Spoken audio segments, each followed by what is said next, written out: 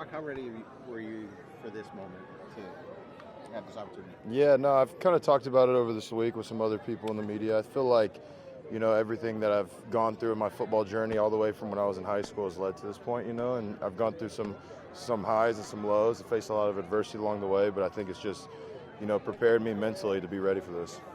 Did you ever think, as you said, some of the highs and lows? Say it again?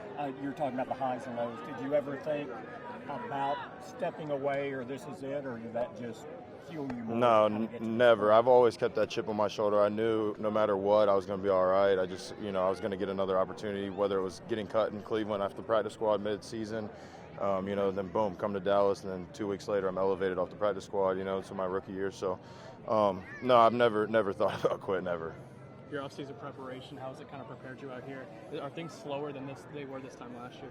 Yeah, I feel like in terms of just like my mental speed, like I feel like I've really grown playbook-wise, and like in terms of the game, it has slowed down in terms of being able to see, safety rotations, different defensive looks, because our defense has given us a variety of looks, so the center's got to be clued in with that as well as the quarterback. But I think in terms of body-wise, like I feel like I just was strategic in terms of my training, and I feel like it's really helped me this training camp so far. Yeah, and I know you're close with Tyler Biotish. How much have you been able to lean on him during this time too? Yeah, it was cool. I talked to him about 2 days ago for like an hour and a half, just catching up. We hadn't talked in a little bit since he had started camp, and honestly, we're just there to support each other just like we were last year.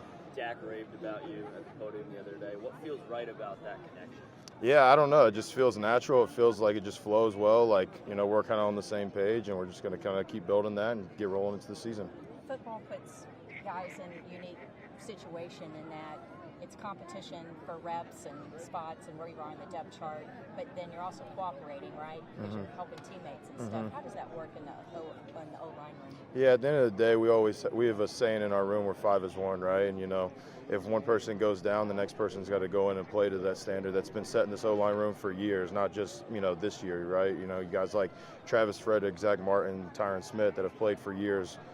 So that's really all it is. We just hold ourselves to that standard, 5 as 1, no matter who's in there, we play to that standard. You said your career's led up to this opportunity. What do you want to make of this opportunity? I want to make the most of it. I want to do everything I can, for this team just to help us win games. Have you always had that kind of the edge and the fire? Was there someone early in your career, or even going back to school days, that you kind of modeled after? Yeah, I've always kind of had that edge. My dad, being a college coach growing up, he always told me you got to be nasty, especially being an offensive lineman. Growing up country, my mom's a little hard on me now, so she gave me some fire there too.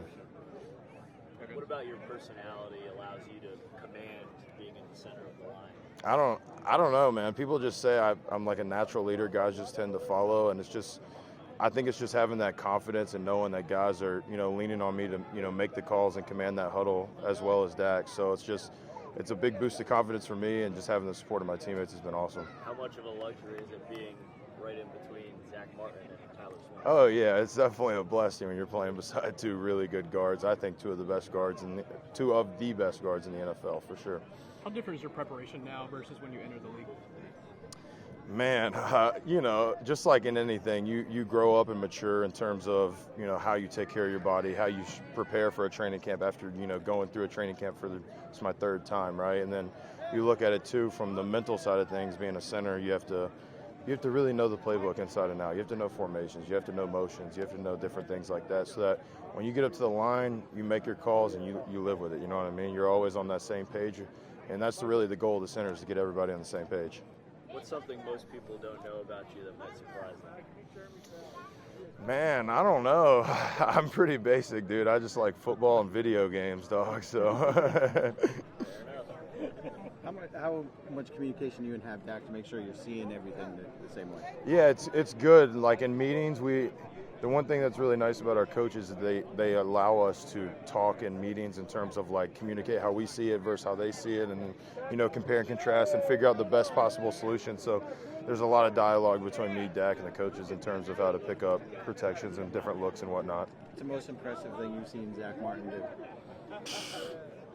Be Zach Martin, man. He's consistent every single day. He brings that same edge and technique every single day. I mean, that's Zach Martin, you know what I mean? I appreciate the Cool. time. Thank you, guys. Thank you. Thanks, bro.